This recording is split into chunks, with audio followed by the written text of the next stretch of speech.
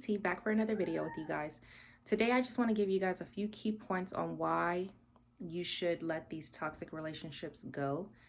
I know it can be hard for many of us to let these toxic situations and these toxic people go because we're so used to toxicity around us that we don't even realize that the situations that we are in, that we've placed ourselves in, isn't even really necessary. Like, it's not even the best opportunity, the best life for us.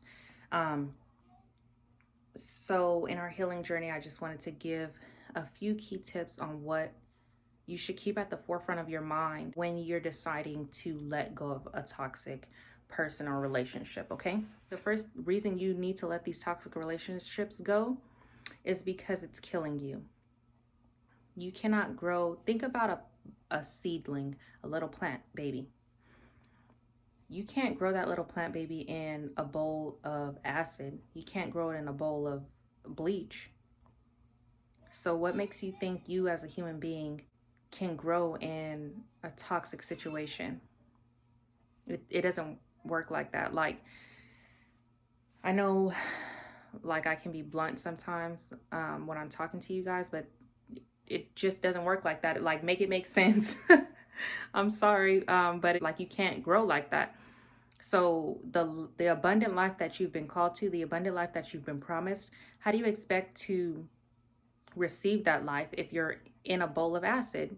If you're living in a bowl of acid, how do you expect to receive the blessings that God has for you? You're in a mindset of toxicity. God can't bless you in that situation. Like, he can help you out of that situation, but the blessings, the promised land, comes after the wilderness. So you need to let that toxic situation go because it's killing you. Simple as that. Physically, emotionally, mentally, spiritually, it doesn't matter. If it's toxic, it's not really worth your energy. It's not really worth your time. It's not worth your effort. Coming from personally, like a personal experience of mine, I know that it can feel like you can't live without that person. Like, you probably believe that you really can't live without that person, but from personal experience, I'm telling you that you can. God is going to be with you. He's going to sustain you. He's going to provide for you. He's going to love you the way that you need to be. But he can't show you all that love and all that mercy and all that grace if you're keeping yourself in a place where you're not meant to be. So the second reason you need to get rid of that toxic relationship is because you will draw closer to God.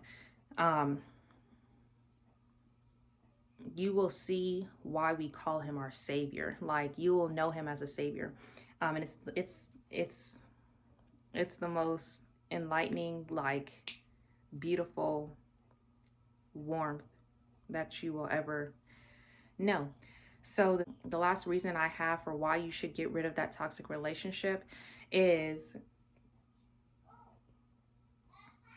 the person that you're becoming. Even though you may feel like you can't live without this person now, the person that you're becoming can live without that person. The person that you're becoming needs to be without that person, because that person is draining you of resources. They're draining you of energy. They're draining your time.